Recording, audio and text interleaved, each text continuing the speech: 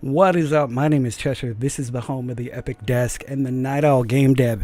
Tonight, we are joined by a couple of really awesome members of the indie dev community, and I'm really excited to have some folks here. For anybody else who drops in later this evening, we're excited about hearing your stories. But first, I want to introduce our guests. First of all, we have a former alum from Rooster Teeth. Credits include Red versus Blue and Ruby. Really excited to have Peter Mindertsma join us this evening. Thanks for being here, man. How's it going, guys? Really is awesome to have you. And joining us as well tonight, we have Curtis Bradley, also known as Slazar. He runs his own Twitch channel about programming and indie game development and has all kinds of awesome folks come and join in that community. So thank you for joining us tonight as well, Curtis. Of course. Thank you for having me. It's awesome to be here. Yeah, so rocking out this evening and getting things started. We have talked about a lot of stuff earlier before we hopped on the broadcast, but I'm always curious, and one of the first questions I always ask is, what are you playing? Let's see. Mostly playing a lot of Dead by Daylight. And Ooh. played some Call of Cthulhu over the weekend. Call of Cthulhu, really? Yeah, it's a fun game. It's got a nice little branching story type thing going on that has, decision choice based things. It's not like extremely broad like some other games, but it has enough to make it interesting. Nice. You were saying earlier, though, you weren't a super fan of the animation? Yeah, I mean, they kind of just did the motion capture stuff and probably, or the way it looked, they did the motion capture stuff and then really cleaned it up all that much. And all of the dialogue pieces were basically all done with procedurally generated movements. Ooh. So it's just, it's got the puppet jaw thing going on, if you know what I mean. Yeah, kind of. So it's not really a good approach, or not one that you would recommend using? No, especially not for one that's supposed to be as deep a thing as Call of Cthulhu is supposed to be. Well, I can definitely respect that, because it seems like there'd have to be a lot of story and a lot of good character interaction for the personal horror to really play out well. Yeah. And if they bone that up, then it doesn't really seem like it would work. Well, what's up, Levnik? Good to see you dropping in. Hanging out tonight with Peter Mindertsma and Curtis Bradley. It's an animator from Red vs. Blue, as well as a programmer that has worked on a variety of indie projects. It's really awesome seeing folks drop in and saying hi. Levnik is a longtime fan. We're doing kind of tests and doing roundtable discussions, especially on Sunday nights, to see people sharing their projects and kind of talk about stuff that we've been playing. I was even playing some Fallout 76 beta with Levnik earlier. Yeah. Oh man, it really is impressive. I've got to say, it's Fallout 4 and all the things you love about Fallout 4 and the construction system and crafting, but it's a big open world and running into all kinds of folks. I have heard some mixed things on Fallout, mostly to the negative side, actually. We've been having a really good time. There have been a lot of crazy fun interactions. Their voice IP is just dead on for us. It's been really cool. The sound has been really solid. Yeah, I've read a bunch of things, just a bunch of articles about how, and even watched a few videos about how Fallout. They're like, oh, it's dead before it even, is dead before launch. Live. But I personally, I don't really see it. I think they have problems with their server. Just some things that were happening. Oh no, they had an error that actually triggered a deleting of the game. As soon as they opened up PC beta, really? Within 5 minutes, if you click the button to play, it caused a delete that deleted the whole darn game, and you had to re-download it, reinstall it to play it again, and then it worked fine. But yes, I was affected by that. Levnik was affected by that. But now that it plays, it actually plays really, really well. I mean, I'm not going to hate. Mm-hmm. There has been... we've had a lot of good times with it over the last few days. I'm actually kind of busting out with kind of background gameplay of somebody playing some Fallout 76, but just the exploration, the junk, the salvaging things and scrapping, breaking them down, the whole survivor aspect of it is really, really impressive. And it makes you focus on, like, I was joking around with Curtis the other day talking about this, Peter.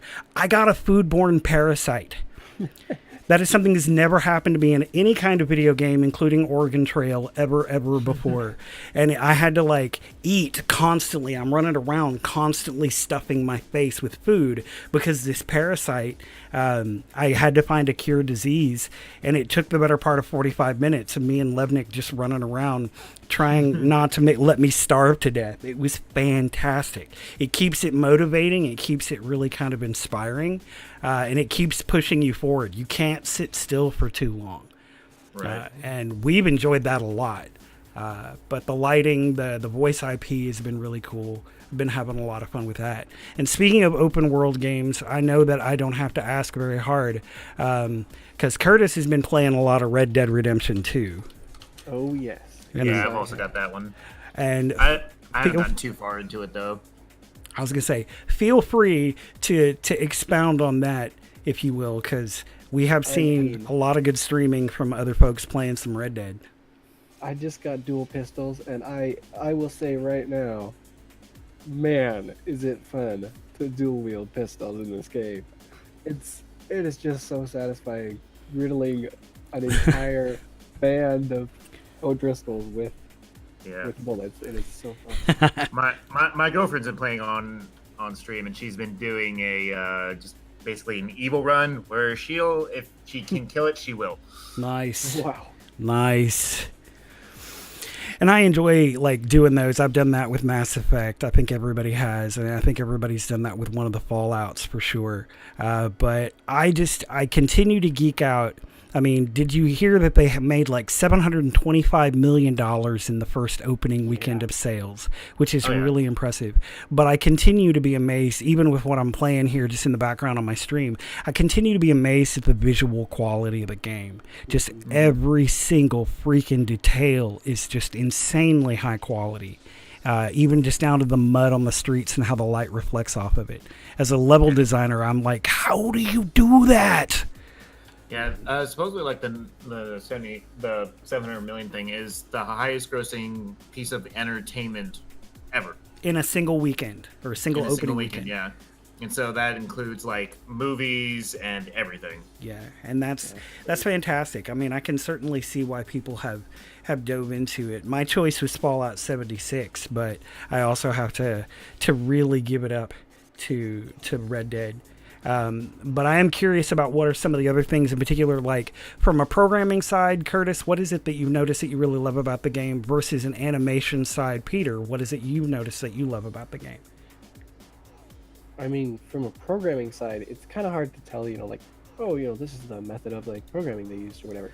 It's sure. not, like super straightforward, but it is.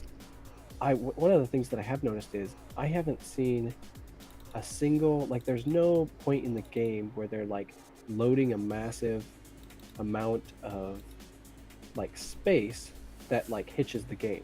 Like there's none of the conflict with the like actual programming and like the visual assets. Like they've done that so well that I don't think I've ever experienced a hitch in this game. Their level very streaming, well optimized, yeah, their level streaming and their optimization is really, really impressive. I've noticed that. It really is. Especially for such a big open world where you get moments like this where you can just see giant open swaths. And so it does look really, really impressive. I can definitely see why a whole lot of people have been sucked into it. Speaking of sucked into, for those of us who are just really huge Star Citizen fans, there have been a lot of pushed improvements to the PTU as well as getting ready for PU, but we're still waiting. It's been a few weeks since CitizenCon, and there are a whole bunch of us who are kind of hanging out just waiting for the next push and actually to come to PU. And it's been a few weeks. They haven't given us our object container streaming yet. The game itself looks incredible and it's running at ridiculously smooth frame rates. especially on the larger ships and multi-crewing. It's been phenomenal. But I'm really excited. Like I'm showing Board Gamer's stream right now because he always does just a lot of amazing coverage of Star Citizen. But we got out this last night. Man, we had such a good time. So I have to tell you a story, and I know it's totally sidetracked, but we're kind of sitting here talking about games and stuff in general, and so I'm going to share an experience. So in Star Citizen, there's a place called Korea, and it's a security station when your crime stat gets too high, and you have to go and you have to hack this terminal and wait for it to count down. And this place is like no man's land. If you go out there and you try to hack the terminal and nobody else is out there, it's a creepy, quiet experience. Like you're afraid somebody's going to sneak up on you and shoot you any second. But if you go out there and there's other people out there, it's the Wild West. So we roll up in there, and I went in, and there was a guy hacking the terminal, and he had shot somebody else not a minute before. So I do what you do, and I shot the guy, right? And I'm camped out. I hit the terminal. I wait. And not just a couple of minutes later, dude comes back, picks a fight with me again, because that's just kind of what you do there. And I killed him again. And from that point forward, he decided it was on. He comes back. He kills me. Wait for it. He kills me. I respawn back at Port Olisar. I get in a ship. Levnik has shown up at this point. He comes with me. As soon as we come out of jump above Korea, outside the space station, we don't even get a target lock, and we blow up. Like just one hit, boom, you're dead. Where did that come from? Oh my God. So we go and we do it again. This time we go back, we get in a different ship because insurance is a thing. And when we go back, we roll up in there, and sure enough, we come out of jump, not out of jump, 30 seconds, one hitter quitter, boom, you're dead. And that doesn't happen under there's very specific circumstances. So wait for it. We call a friend. He jumps in as well.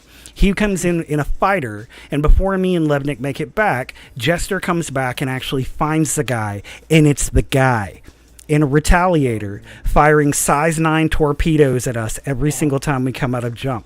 Wait for it. Gets better. So Jester takes him out. I go and keep working on the terminal. Dude comes back. Shoots Jester out of the sky. Comes back, and so somebody else who would come into the station, get in a gunfight with them. This other random person kills me, no big deal. We respawn back at Olisar, and Jester's like, I have a hammerhead. F this guy. So we take about an extra, and Hammerhead is like a medium cruiser. It's big, if you don't know Peter. So we get in this thing, the three of us pile in this thing, get in the turrets, take an extra few minutes to get stocked up and ready to go, jump back to Korea, and there's dude in a Hammerhead. Oh my gosh, Hammerhead versus Hammerhead. The next 10 minutes was some hardcore, insane shoot 'em up kind of stuff where we straight up detonated this guy above Korea and held it down. And then I go back inside, and we all three take time and hold down the terminal because blowing him up, we all three got a level 5 crime stat. We were holding it down. We wound up leaving from there after we cleared out our crime stat, and it was really impressive, right? But when we finished at the end of the night, and I've got a screenshot up, when we finished at the end of the night, we wound up going out to a rest stop, and it's the first time we've actually seen a rest stop in game. And it was very impressive to walk around and see the new stores and the new shops and how they have it set up in the rest stop. It's very, very cool. And especially the ability out in the middle of nowhere between planets to go and refuel your ships. So, yeah, it was very, very sweet. And like I said, throwing up a screenshot from that as well. Just all new content that they've integrated here recently. It's been very, very cool. Thank you so much for letting me go on and on and on about Star Citizen. Well, I mean, you were so excited. How could we make you stop? You know? I know, right? Yeah, seriously, it's awesome to hear. When you have just the stories of how awesome it is. Yeah, and when you have those moments, especially when you're multi-crewing and you're playing with a group of people, where you just roll up and have a completely unscripted experience. I love that stuff. I really, really do love that stuff. I've also been playing Space Hulk Tactics. For those who don't know, Space Hulk Tactics is a turn-based game based on the old tabletop game from Games Workshop. The graphics are really nice. The presentation, the quality of it actually looks pretty good. They actually just released a new edition of 40K. Yeah, and the tabletop game, I played that back in high school, right? I know that sounds really dorky, but I'm excited to see what happens in Space Hulk Tactics. It sounds really dorky. Where are we at right now? It's true. It's totally true. No lie. It's true. Oh my gosh. But I dig the turn-based like aspect of it. Like, I'm a fan all the way back in the day of games like Final Fantasy Tactics. Stuff like, I don't know if either of you remember that one. I don't. Yeah, I played it. I played it when, I still had a PS1 and everything like that, and I got to a point where I just couldn't get past and kind of rage quit. Aww. Oh, I played that game many haven't times. played it since. I have played that game many, many times. It is a fascinating challenge. How insane some of the powers in that get. Definitely stoked about Tactics, though. I'm also kind of, I don't know, there's a lot of things coming up. We haven't had a chance to ask Peter. Are you going to be playing some Anthem? I'm on the fence on that one.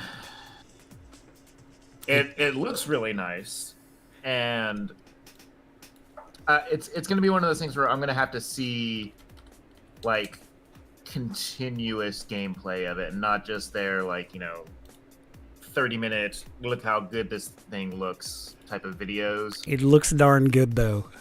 Oh yeah, no, it looks fucking fantastic. Sorry. It's all good. It's all good. It does really look amazing, though. I'm excited about getting to play.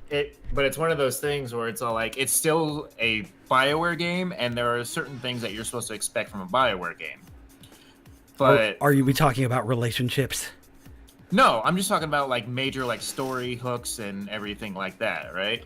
And I, from what I've seen, like more and more as the game, more information about the game comes out, it's like it's just not there. Moving it's towards just a more strictly multiplayer kind of open experience.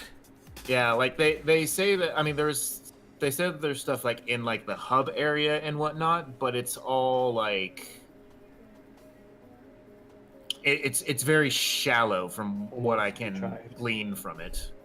I don't know. I think I might have to take the Pepsi challenge. I'm excited to see it. It looks really wild. Yeah, I mean, like I said, like I want it to be a really great game, and it looks like it'll be a great game, but it's one of those things where it's like, is it something that you're supposed to play, or that is meant to be played for like, hundreds and hundreds of hours? And I'm afraid like that's the game that it's supposed to be, but I'll get bored of it after like 3 or 4 hours. I'm hoping it's close enough to Firefall. I don't know if anybody remembers Firefall. I'm hoping it's close enough to Firefall to be a lot of fun, and it looks like it may very well be. Are either of you guys WoW players? No. I kind of shun WoW, actually. The Battle of Azeroth, one of the new expansions, is coming out. There are a lot of people who are very excited about that as well. So I am totally stoked to see more. As folks wander in, my name is Chester. This is the home of the Epic Desk and the Night Owl Gamedev. You can learn more about us. You can follow us here at Twitch TV /Epic Desk, or at Twitter at Chester3D, Facebook /SQ Project, or Facebook /Epic Desk. Yeah, I miss Firefall too, Levnik. I really, really, really do miss Firefall. There's a lot of things about Anthem that remind me of Firefall. The big open world and the verticality of it all looks pretty sick.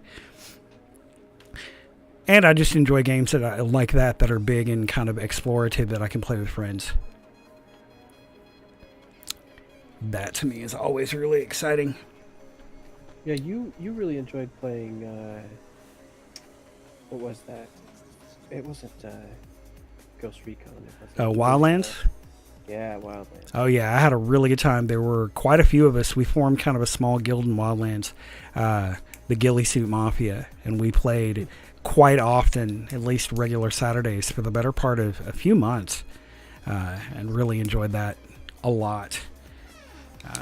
Just the open freedom. I've had some friends recently get me back into GTA Online, and they're serious about it. Like, they are hardcore serious about GTA Online. They're big on the nightclub and just the whole building a syndicate thing. They spent a whole lot of time building up their empire, as it were. And so whenever we go in, they have all the giant high-rise apartments and the airfields and the bunkers and tons of cars and combat vehicles. So it always makes it fun to be able to play with them because they're just loaded up. Right. Hey, Mustache. BT Devs. What's up, Mustache? Doing a thing? Well, we're glad that your thing didn't keep you away for too long. We're hanging out tonight with Peter Mindertsma, who is a former alum from Rooster Teeth, Red vs. Blue and Ruby. He's an animator. And with our boy Slazar, Curtis Bradley, who is a programmer that works on a variety of independent projects, including the SQ project, something that's near and dear to my heart. No. A thing for me. Mustache is gonna probably throw some random art. You can throw it in the Twitch channel if you want. And for anybody else who wants to wander in and let us know about did it cheer fast enough? She was throwing in cheers for me. Thank you, Mustache. Rolling more in. Every once in a while, they kind of go silly and try to fill up the cup and splash the cup. So depending on who else drops in this evening, it could get very, very silly as they continue to do that. But we're having a good time tonight talking about all the games that we've been playing lately. Right now on the screen, I've thrown up talking about GTA 5 while we're sitting here kind of hanging out and discussing the games that we play. What's up, Abadox? Abadox is a great project. If you want to share with us tonight, Abe, you should totally throw up a video of a play blast. We'd love to have a look. I thought you it almost sounded like you almost called him a product. A product? No, he's Abadox. He's Abadox. We actually had a really awesome. Yeah, he's pretty awesome. We sat down and had a really long chat with him last week about his procedural animation system that he's developing for his project that he does over on his stream, Land of the Lonely Homes. And it's really, really impressive. I don't know if you've seen it actually yet, Peter. I have not. Do me a favor, Abadox, if you could, unless I can do it faster, throw me a link to your demo of your train or any new play blasts that you've thrown up this week. That is, in fact, why we do this stream, and specifically the Night Owl Gamedev, is because we love to see people's projects. And that's one of the reasons we have Peter and Curtis here tonight, is because we want to see folks' projects. Here we go.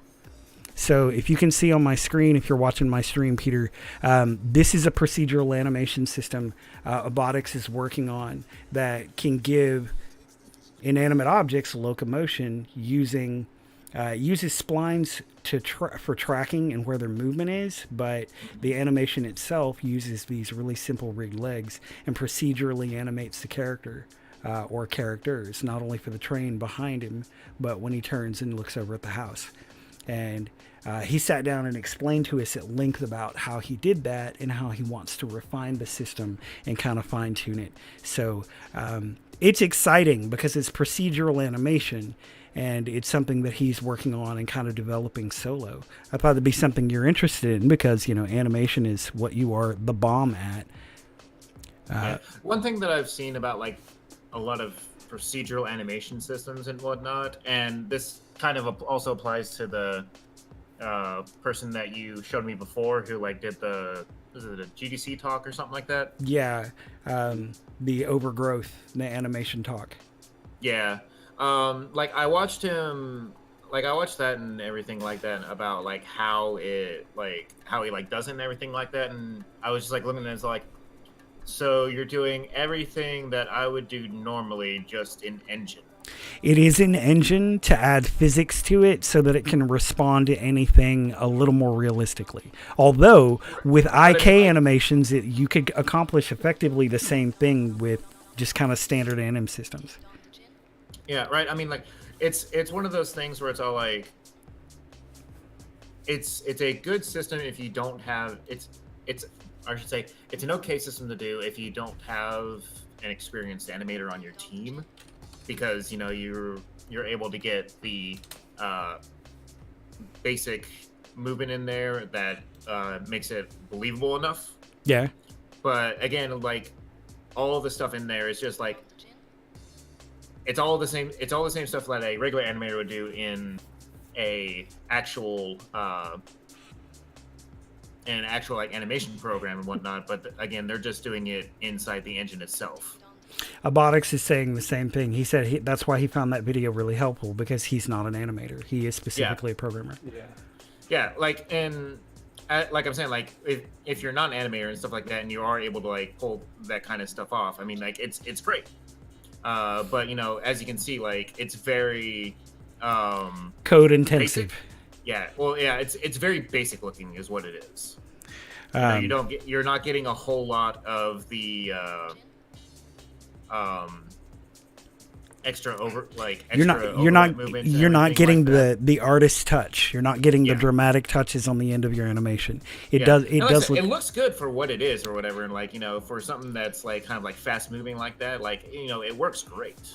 Oh yeah, and certainly not an animator's approach, a programmer's approach. But there are some impressive results when, like the video that I'm playing now, the fight scene. Some of it does look a little flat, and some of the animation does look a little flat. But the flexibility I think it gives at runtime, I agree that it lacks kind of an artistic touch, but if you have an amazing programmer, especially somebody like Abadox, you can have a lot of flexibility with it. So I can see why, as an approach, it works.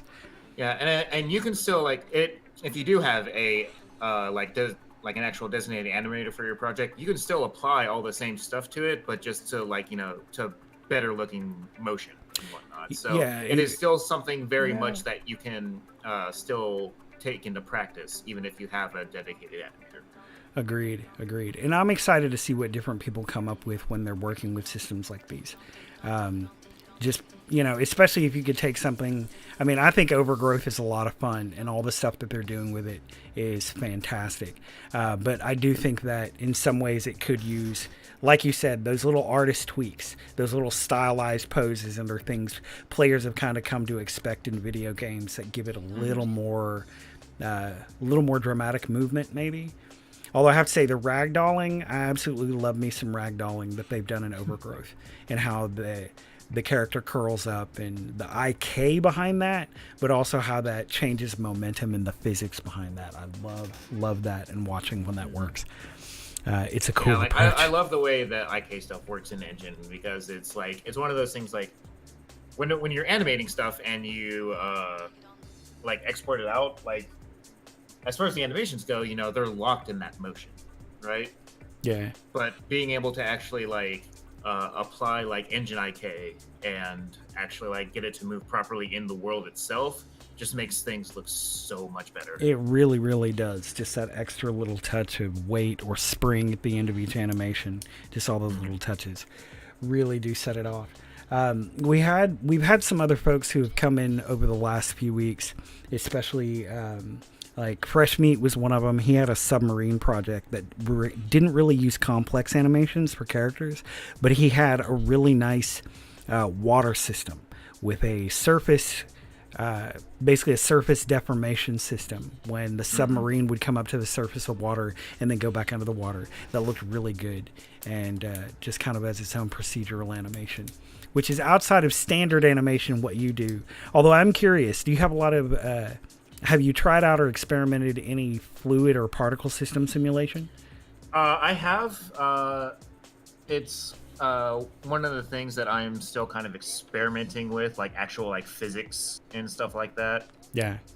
Because one of the things that one of the other projects I'm working on or whatever, I got this character. It's basically it's this ghost character or whatever that obviously when they died, they had a chain and big sea bell tied around their neck and thrown into the water while covered in bedsheet kind of thing. You streamed some of that, didn't you?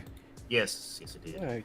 Yeah, But I was trying to figure out how to get the chain to work in a more a physics way as opposed to me actually animating the chain, so I could get it to kind of clank around and whatnot. But getting that kind of stuff to work properly is a pain in the ass. I believe you. I 100% completely believe you. Watching how you were working on that because a little bit of your stream that I caught where you're working on that, I can see how that would be challenging. I mean, does that require just kind of extra rigging, or is there actually, I mean, I don't know really the right question to ask, but for that kind of weighting and or simulation for chains or fabric or hammers or something yanking on something, do you have to simulate that? Do you hand animate that? Yeah, it depends on how you want it to look. You can do simulations, or you can hand animate it. It just kind of depends. I know, like, what I was trying to do is that since it has a long chain from the kind of the neck to the bell itself, that I was trying to get to simulate while I animate the bell, but it was not having it. So, but a lot of things is like when you get stuff like that and you want to like actually simulate stuff, and you have to do this. It's kind of the same thing in Engine 2. Is you have to set up colliders for them to go into. Otherwise, they're just gonna flop around like as they are. So like, for that character specifically, if I just had the chain like hang and whatnot, and I didn't have any colliders in it, it would just like go through the body and just go every which way as it is. Yeah, I'm showing bits from the stream where you worked on that. Yeah, this is just kind of like I just kind of set up with a simple. I ended up setting up with a simple IK system because I told him like, okay, we're just gonna have to do in-engine physics with the chain because I can't get it to work properly in Maya, because the idea that I was gonna have was I was gonna simulate it in Maya and then bake down the motion so that it would be the same motion every time in game. As far as the chain goes and whatnot, but it would run cleaner in Engine because it was already baked as an animation. Yeah, but it wasn't really it wasn't working out, so I just had to do a simple IK setup on the chain itself and just kind of work with that, and then when you get that finished back or get a clip from that back, I totally want to see that because I'd love to see that with the cloak fully animating in game and the chain kind of dragging like that. I don't know how much farther you got. I can jump up. I've got a couple more animations done with it. I'm probably going to finish them up like Monday or Tuesday, and then get them over to the guy. Nice. When you're able to share more about that project, or if you want to just do a random plug for that project, feel free. If you got a link and want to drop it in our chat. Yeah, there's no link for it or anything like that right now. It's all kind of experimental, word of mouth at the moment. I completely understand. I've been looking lately at doing some fluid simulations myself, kind of touching back on that recently. Blender is coming out with Eevee and their rendering agent, their new rendering agent here within the next, hopefully, month or two. And a lot of people are really excited about Eevee. And for Blender users in particular. I know you're more of a Maya fan, right? Yeah, it's more about just the interface. Oh, really? I use Blender and everything like that, and the interface on Blender is just not intuitive. Plus, Maya gives you Arnold exclusively. Yeah, Maya does have Arnold. I mean, what's funny is like I went from 2015 to 2018, and so I was still using Mental Ray and whatnot.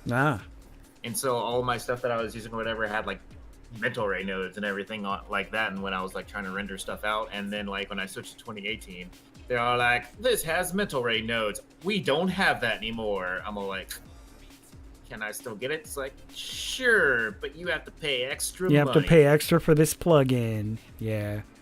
So I figured out how to do what I was doing with Arnold instead, which worked out pretty well. So, and yeah, I mean, Arnold is actually very popular, and you can do a lot with it. I mean, it's an industry standard renderer. You can do all kinds of really neat stuff with it. One cool thing that you can do with liquids or whatever is you can actually use liquid simulations to make flame. Nice. Abadox is suggesting checking out Blender again. Version 2.8 introduces a completely redesigned interface. I had heard about that, but I wasn't sure how deep they were going to go with that. I just took the time to learn how to use it. Kind of like ZBrush. I took the time to learn how to use it, even though it was counterintuitive to some other programs. What was that? Kitty is pawing at me. Aw. Asking for attention. We have to love kittens. We always must love the kittens. Curtis, you've been kind of quiet hiding back there. Were we talking too art heavy for you? I am just observing and He's trying soaking it in like a to learn. sponge. Yeah, I am just sitting here. It's like a plant. Plant is quiet, but it definitely soaks in. You know, it's really interesting to hear you guys talking about animation. I mean, because obviously, I think Cheshire, you can talk about pretty much anything and have a basic grasp of a lot of different. I think that's what a game designer in particular does. They're the one that kind of has to make sense of everything in general and sort of tie it all together in a way that, let the experts handle what they're the best at, but getting everybody talking to each other. And that's a big chunk of my job.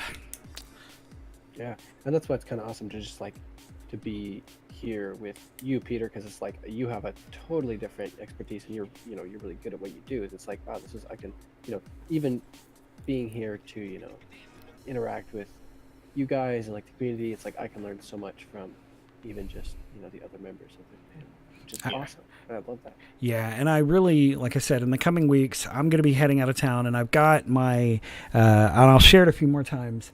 I've got my streaming schedule that I'm going to post up on the main kind of ticker. I'm going to be spending some time on vacation in the next couple of weeks. And when I come back, kind of through the holidays and after the holidays, what I'm really excited about doing is having more people on and having more guests, and Peter and Curtis coming back and talking about a variety of different things, but also talking about people's projects. Some folks wander in and wander out depending on the time that they're here. Or the country they're in, because we've got a lot of people that come in from overseas. But I'm really excited, especially kind of through the holidays, of getting into a grind, as it were, and really seeing if we can actively work to build the community. I think that's what really excites me. And I'm going to be doing Cookie Day. I think we've gotten pretty close to deciding that we're going to do Cookie Day.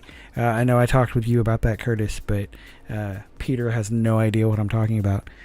No clue. That's awesome. So every year my wife's family has a tradition that on Christmas Eve or around about Christmas Eve, we bake dozens and dozens and dozens and dozens of cookies. We tin them up and we take them to first responders, emergency rooms, fire departments, and police stations, and just kind of give them cookies and say thank you for working, and not, when you're not able to spend time with your family on the holidays. And it's kind of a family tradition that she's done for years that I've started doing with them since, I've married into the family. And this year we've joked around about actually doing a Cookie Day stream where I set up the cameras in the kitchen and do an IRL, and instead of discussing game development or video game, I do a whole day of baking cookies and encouraging people to bake cookies and take them to say thank you to first responders. So that's really cool. We want to do that, and that's something we're joking around about doing, but we're actually kind of 2/3 serious. It wouldn't be too difficult to do. There's actually no reason to not do that. I think it would be a lot of fun. It would be a lot of fun. There could be a lot of, just people coming and sharing their stories and inspiring other people to start up a stream where they're baking cookies for people and taking them out. I think that would be a really, really good time. I mean, you could stream it mobile as well, and actually do the stuff where, you're actually taking them to the places. I could probably record that and come back and play it later. I don't know how my connection or data would hold up. I have good data, but I don't really know how that would hold up going streaming while I'm walking up and, hey, we're on the internet live and people are cheering and stuff. I don't know how that would go over. But maybe recording that and cutting that into a highlight reel after I got back would be awesome. Little Pink Froggy, what is up? How is it going? You had a project, as a matter of fact. You totally had a project, Little Pink Froggy. I want to say, although if I'm wrong, please forgive me, were you the composer? because if you were the composer, we're going to bust out with some of your music if you want to show it off tonight. Chilling out tonight with Peter Mindertsma, a former animator for Rooster Teeth and Red vs. Blue, and with Curtis Bradley, who is a programmer that works with a ton of different indies, as well as my project, the SQ Project. And I'm Chester. I'm pretty sure you remember me, Froggy. I'm the guy that runs this whole shebang. Okay, but if you have a project or you have something that you want to show us off, we would love to see it. And how are you tonight? How is the little pink Froggy? And where did Mustache go? Did Mustache wander off? Are we sitting here just kind of randomly talking and being random nerds? Mustache said she had something that she was gonna, like, art or something that she was gonna drop into one of the chats. So, but I haven't seen it yet. 5 p.m. At Little Pink Froggy, eating dinner. So you're what? You're 5-6 hours behind us? Are you in Hawaii? Oh, thank you, Abe. You rock. I may have missed switching over to the jar in time. Indeed, we need the Burrito Squad.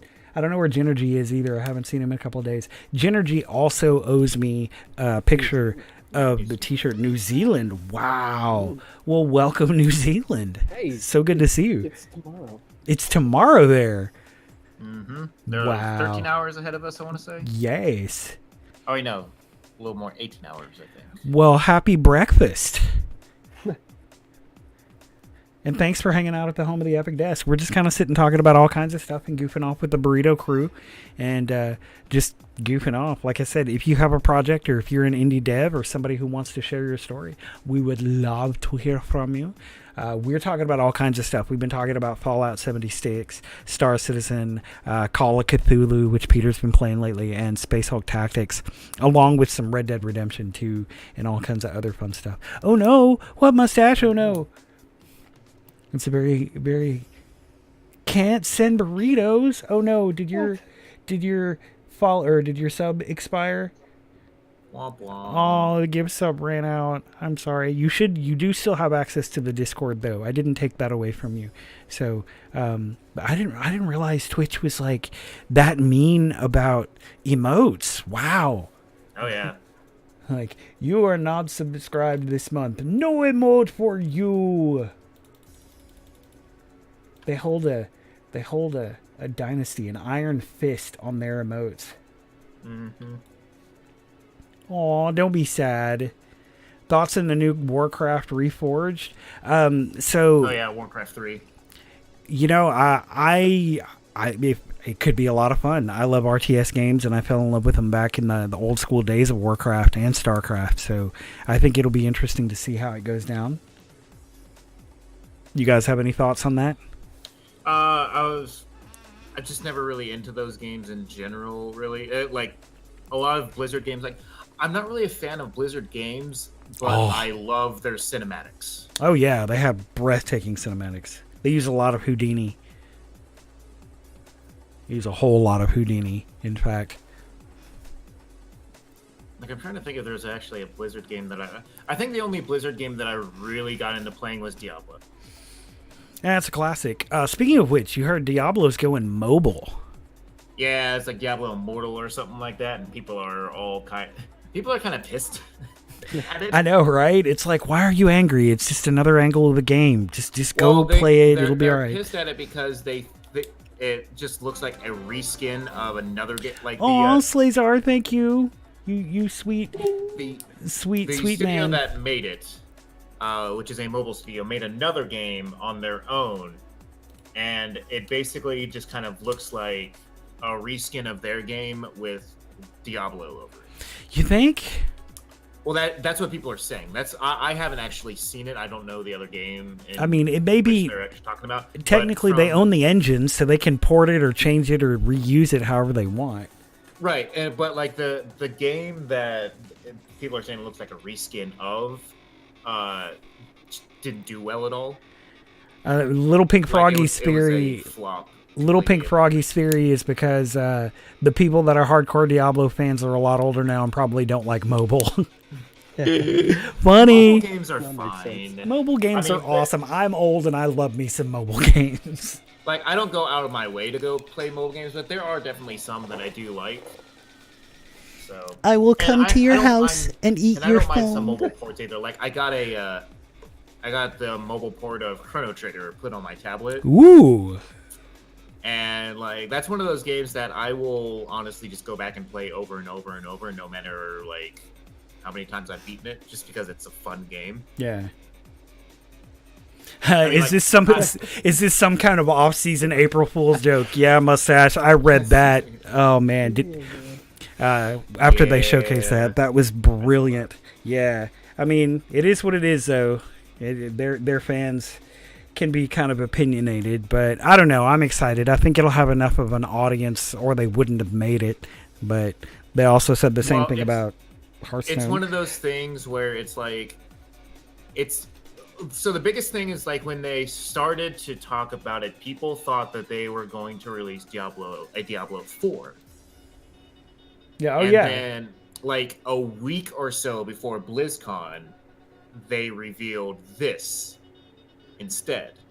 Or they started hinting at it as like, no, it's not Diablo 4. Yeah.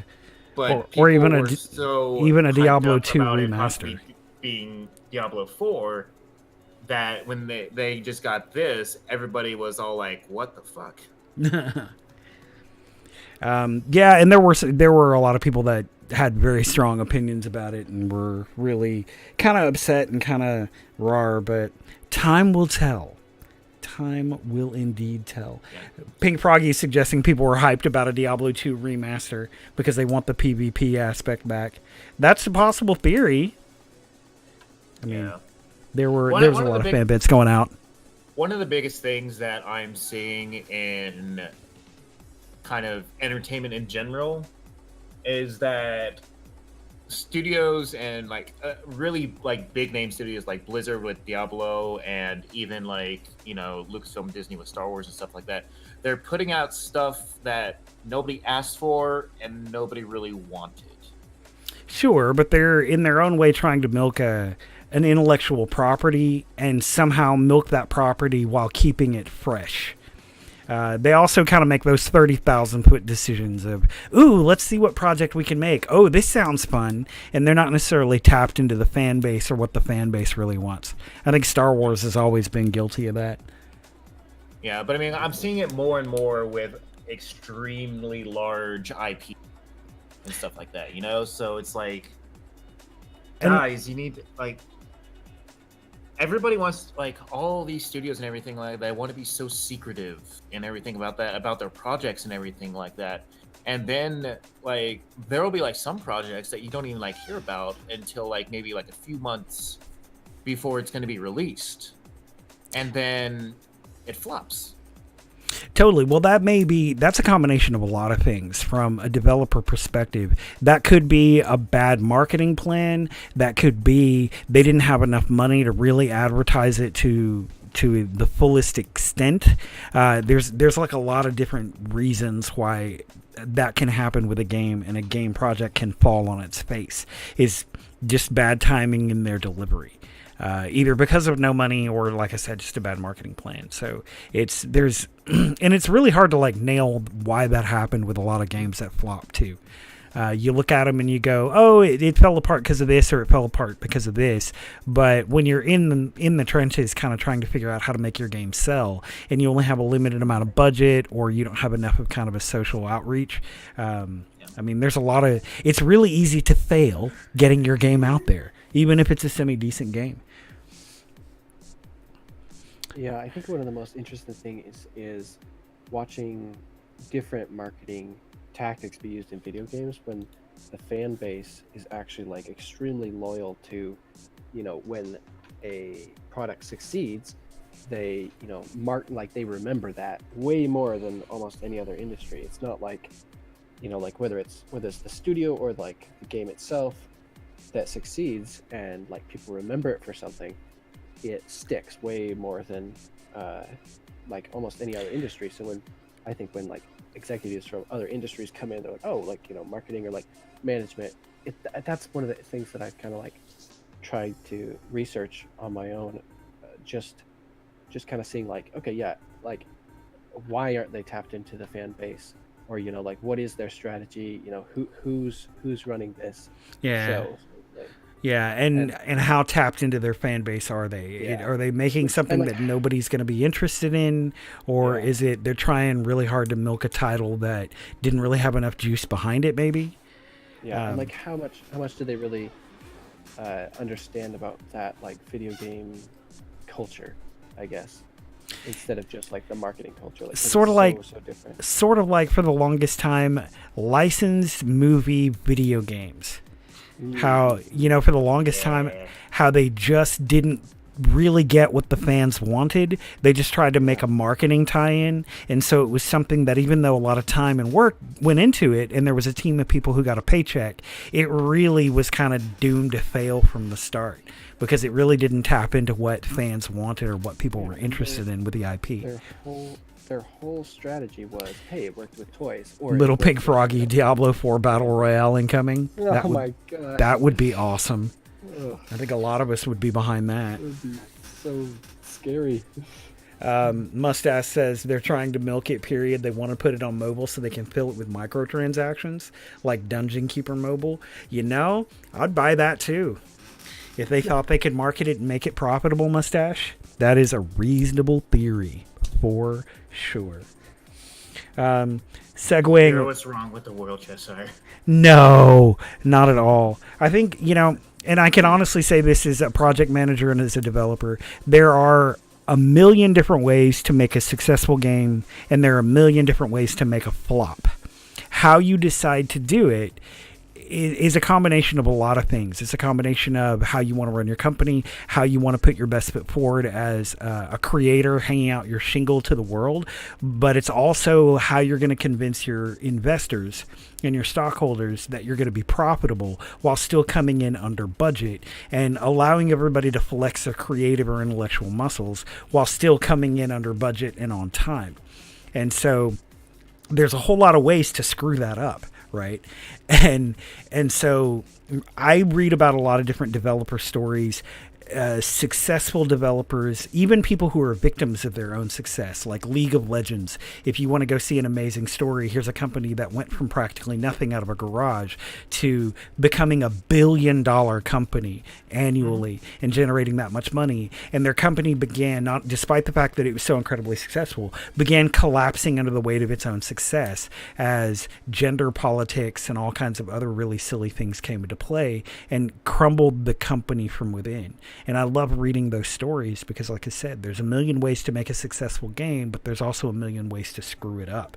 And I think that's part of what I like about game development and indie development in general is like everybody has their own story. Everybody has their own journey. And it's always really cool to see what those stories are. That's why we encourage people to do that here at the home of the Epic Desk. Is because we want to see those stories. We want people to be able to trust us enough to come in and go, hey, here's something I wanted to do, and here's how I'm thinking about marketing it, etc. Do you guys think it's a bad idea? And if all three of us are like, no, don't do that, then I want to build a community around people who kind of have listened to people from a variety of different kind of professional experiences and learn so we can benefit our community and actually do that. I know that sounds really cheesy, but that's sort of my mission statement. I wear it on my sleeve. And that's why I read all those stories and research all that because, it's like talking about Firefall earlier. That was a game that a lot of people really loved and spent a lot of time in. And that was a company that while they were in it, they were having the time of their lives. But when it was all said and done and they had to fire their entire staff, it was because they blew through money like water. And that's another mistake you can make as a developer. And so, I don't know, just learning about that hopefully will keep us from making those same mistakes. That kind of reminds me of there was a Kickstarter project or whatever where I don't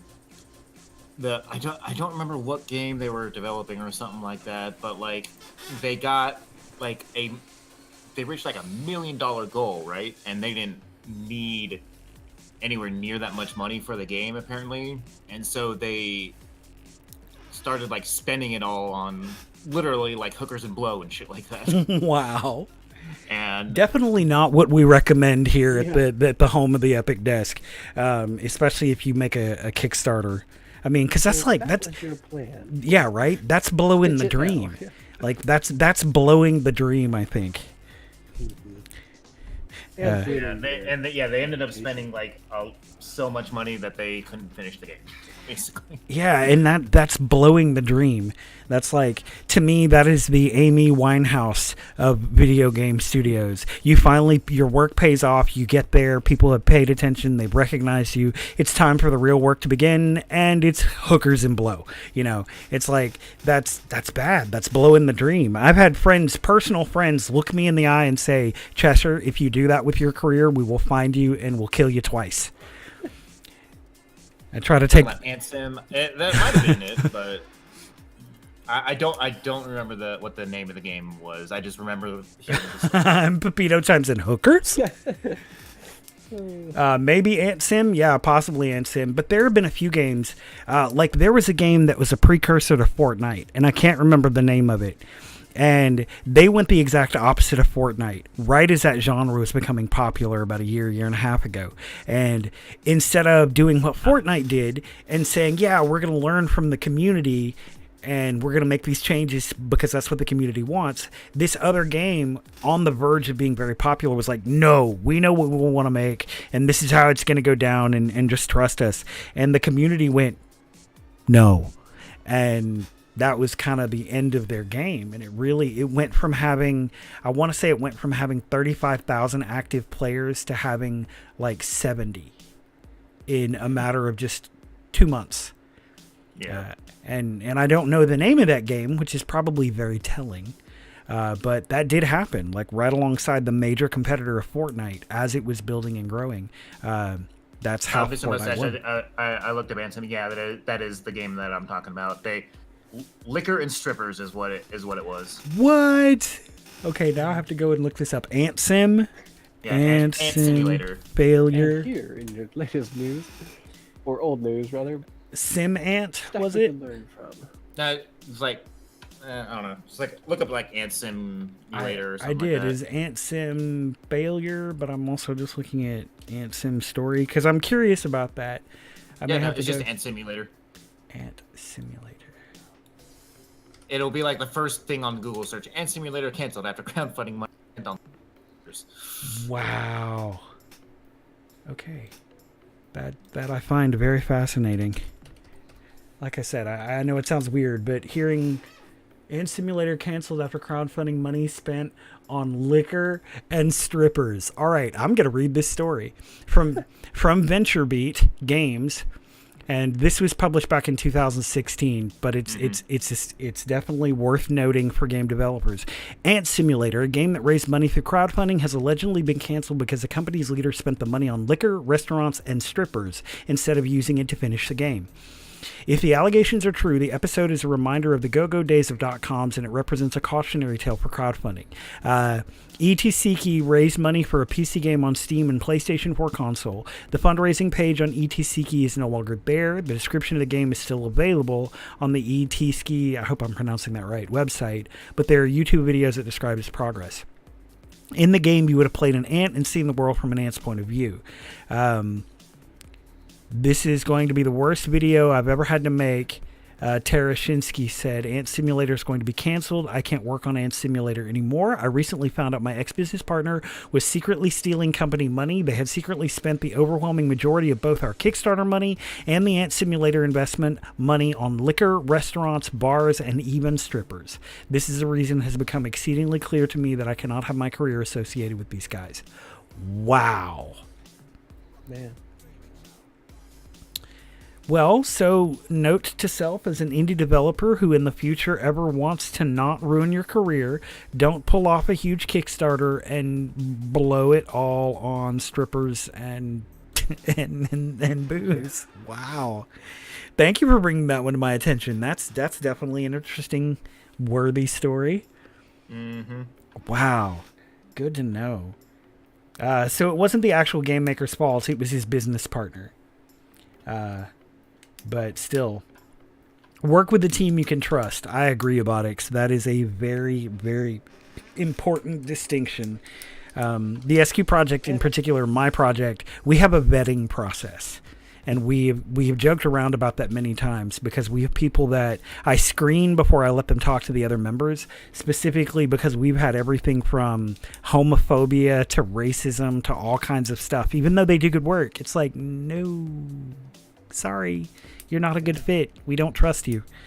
And honestly, like I would say for something that's like you're not making money yet, or like, you know, you want to make money in the future, it's like be very clear about, you know, who gets what. But especially if you're not making money, it's like just establish right away that it's volunteer, because that's one of the things that I get sick of the most is when indie developers are like, this is you know, this great project, I'm like, okay, where's your funding coming from? And they're like, well, you know, it's like volunteer and we'll split it. It's like, do you have an agreement? Like, do you have a, you know? And they don't. And so it's like, okay, just be very clear about, you know. Yeah, well, from a legal perspective, for anybody who's watching, something you can remember is called a memorandum of understanding. If you don't have an actual contract or they don't want a contract, having a memorandum of understanding is just kind of a legal agreement that says this is what you're going to make, this is what your stake is on the back end. And it actually protects everybody if something like that happens. So if somebody tries to run off with your Kickstarter money, you at least have a legal leg to stand on, and they can't just pocket it all and say bye. Well, I mean, they can. Technically. Slazar is, can at yeah, least take- mustache is a little quiet, thank you. As long as they don't run off to, you know, some third world country and become a king or something like that with it. Well, that's fair, but I have learned through my own travels and my own international business that it is very possible to take action against people in other countries, especially when it comes to copyright. It's possible. It's just expensive. And Yeah. it can be done. Yeah, and it depends on if they're on the lam. But as someone who has experience in that industry of tracking people down who don't want to be found, and yeah, I did that for a couple years, I can say from personal experience, it's not really as hard. Like, even if somebody leaves the country, if they're living large, they don't hide. People really don't hide as well as they do in the movies. And you can track them down if you just have the money to bring suit against them. Yeah. Check your levels, Slazar. Okay, Yeah, you're a little louder. should be a bit better. I'll just speak up more as well. When I start talking, I'll speak with authority, you know? Speak with authority. Totally. But yeah, there's a lot of different ways legally you can protect yourself. There's also a whole lot of different ways that, because I'm a big fan as an artist, and I'm sure Peter can agree with me here. When somebody is like, yeah, we'll pay you for the work that's going to be done later, we usually like asking for half up front, but we also are a really big fan of contracts, so that we have everything defined, we have everything kind of hammered out, and, you know, so everything is kind of a little more clearly defined as opposed to, well, see what I can pay you later. It's really good to have everything hammered out. And as indies, as people who are taking indie work from a variety of sources, I always recommend, you know, do some research, even some kind of cheap bottom end, you know, legal Zoom for artist contracts, and use those to hammer stuff out, I guess, as our conversation wanders. Yeah. All right, so I'm going to throw up my socials again because it's what I do. My name is Chester. This is the home of the Epic Desk. Find out more about us here on Twitch TV /Epic Desk, Twitter.com / or at Chester3D. That's me. Facebook.com /Epic Desk, or Facebook.com /SQ Project. Or you can learn more about us at www.miftkitty.com. I've got my holiday schedule up there. Tonight with us, we have Peter Mindertsma, who is an alum from Rooster Teeth, with credits that include Red vs. Blue and Ruby. And we have Curtis Bradley, who is joining us, who is a programmer that's worked on a variety of indie projects, including his own project, as well as the SQ project, my project. I'm Chester. I'm the host of the Epic Desk, or home of the Night Owl Gamedev, and it's really awesome to have people come and hang out with us as we talk about all manner of goofy stuff. This, I think, is about the time where I probably should get some coffee, Yeah. So if you guys want to kind of talk amongst yourselves while I take my brief break, I'll take a couple minutes to get my coffee and kind of stretch out and stuff. For anybody who's watching us at home, who's working on your own projects, just like I always do, I suggest that you stand up, you stretch, hydrate, take a minute to rest your eyes, all that happy fun stuff, and come back with a fresh head here in a couple minutes. You guys can keep talking. That's part of why I love having special guests, because I can let you guys talk about anything you wants to. Good luck. I'm gonna get some coffee. I'll be right back. All right, so now that he's How's gone. it going? Yeah, now that he's gone. Yeah. Abadox, how's it going? Also, Mustache, it's good to see you. I haven't seen you in a while. I can't remember if you were on. Man, maybe it was just that the last stream was a while ago. Yeah, that was a while ago. I mean, it feels like a while ago. I guess it's just that I streamed myself, and you weren't there. So that was sad. I didn't see you. Also, Little Pink Froggy, what have you been working on? Just like, I want to hear from you guys, because it's really cool to see what you guys have been working on. Even just like talking with Abadox about his project, like just really being able to sit there and be amazed at a fellow programmer's work is just so cool. Yeah, where is Lily? Missing Jin too. Yeah, nope. None of them are in the chat list there. Also, Levnik, are you still here? Yeah, It he's in says there. you're still here. People can be quiet. People can be quiet and watch. And not talk. People can I totally be love quiet this and watch. community so much. It's like, what's They going are on, guys? Like, they how's it are going? they are a lot of fun. Okay, I've got to go and take a quick bio. But you guys, like I said, keep chatting. If you're looking for something or another random topic of conversation to talk about, there is always. Let's see. Let's spin the wheel. Wheel of morality. Turn. What is the lesson that we should learn? You can pick your friends and you can pick your friends' noses, but you can't pick your friends' noses in public while other people are watching. I don't even really know why. I mean, somewhat accurate, yes. I mean, I guess so. Yeah. It is. Yeah. Okay, so we threw out Warcraft 3 Reforged, and that's kind of fun. CGMA has their student projects out. I'm still looking for stuff. Wolfenstein just put out a breakdown of their art. Either of you played any Wolfenstein? No. Yeah, I actually haven't played Wolfenstein since the freaking DOS disc. Since you had to load it and install it. So Naughty Dog is hiring a narrative designer. They're hiring a narrative designer and writer at Naughty Dog. I actually might apply for that just because. Yeah, but what kind of position is it? Let's see. So I just love hearing that name in the news.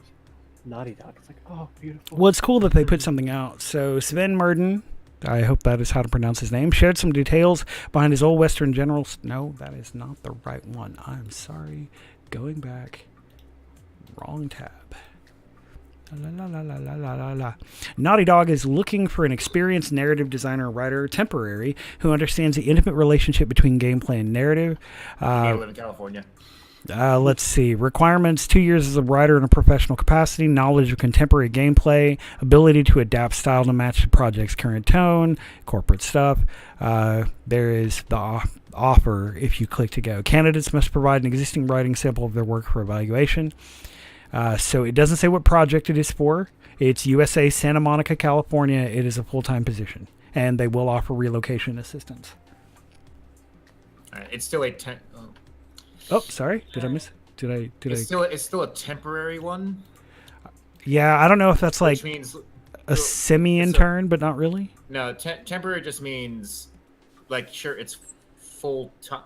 Okay, they have the word temporary in there, but it has like full time there, so it's one of those things like it's a contract job, but it's full time work while you're contracted. You move out there for 6 to 8 months, you're done, and then you go, and that's often actually pretty common for writers and artists in this business. Yeah, so it's one of those things where, honestly, like it. So what website is this on? This is on 80 level. Okay, so it's not on their actual website. It does. So It does link to their site. Right, I know it links to their site, but if you're looking at one of these ones, Naughty Dog is a company that does offer relocation assistance, but it's usually for people that they plan on keeping on permanently. Mm-hmm. And temporary ones are very much depending on what it is. They don't want to relocate people for temporary jobs. They want to find people who already live in the area. Yeah, probably. Although I'm sure that's a pretty competitive market. But it's interesting that it's out there. They're not the only company looking for asset artists. Yeah, it's one of those things where it's like, unless you're like extremely well known and everything like that, and it's one of those things like, oh my god, yes, we have to have you, they're likely going to look you over unless you live in the area already. I could see that. Let's see. Environmental asset artist creator Gorilla. This is Gorilla Games. That's in the Netherlands. Full-time relocation assistance. There are some people overseas, especially some folks in Germany.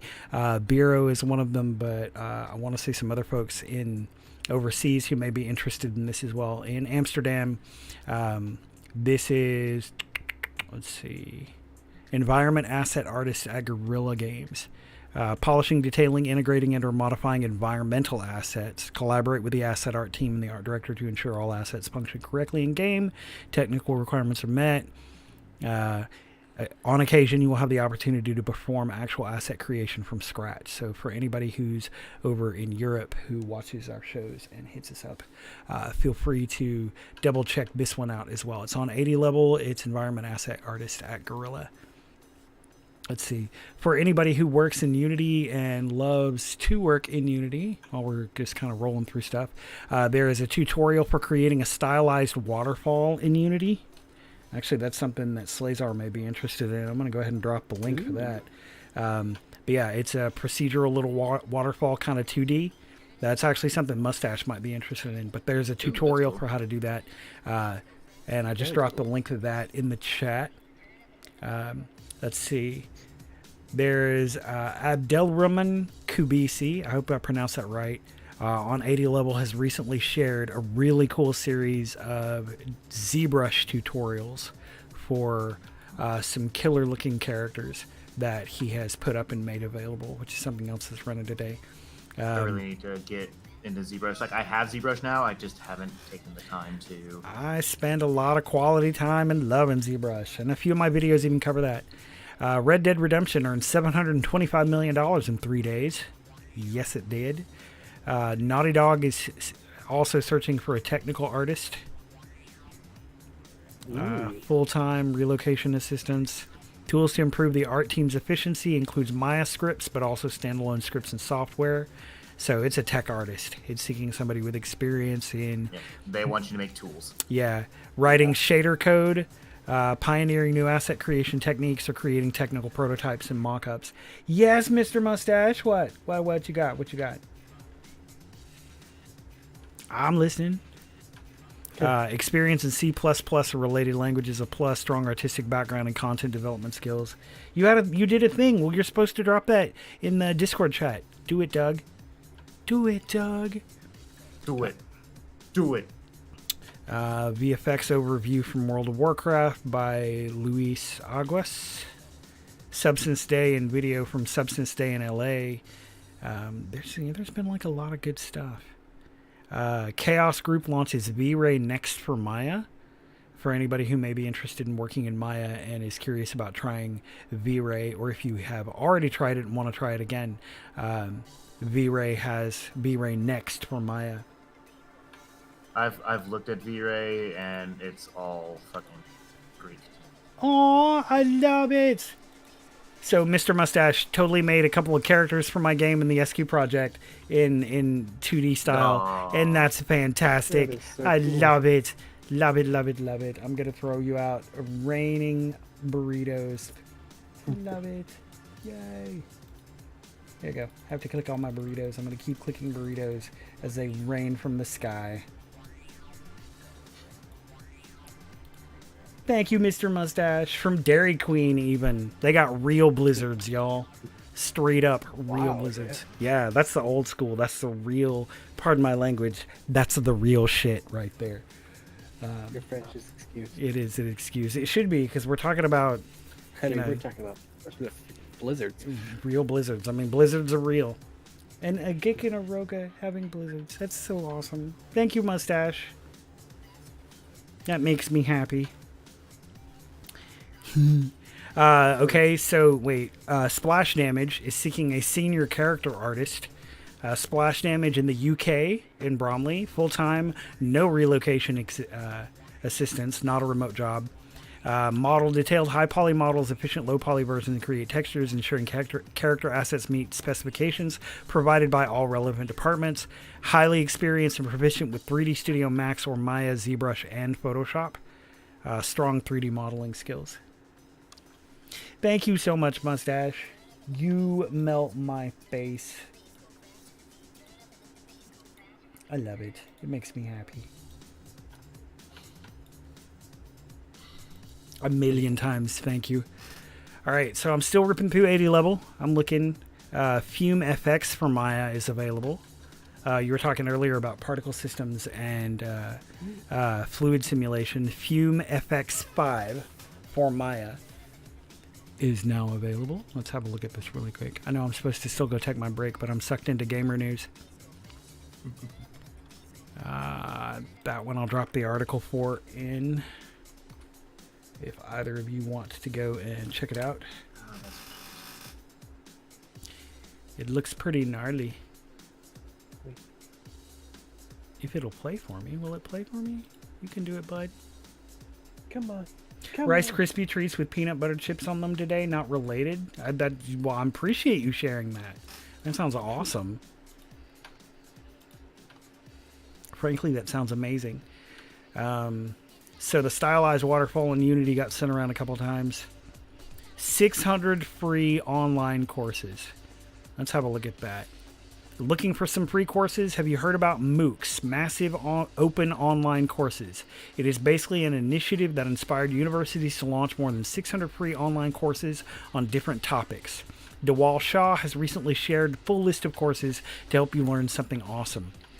Courses here are categorized in the following subjects: computer science, mathematics, programming, data science, humanities, social science, education and teaching, health and medicine, business, personal development, engineering, art and design, and finally, science.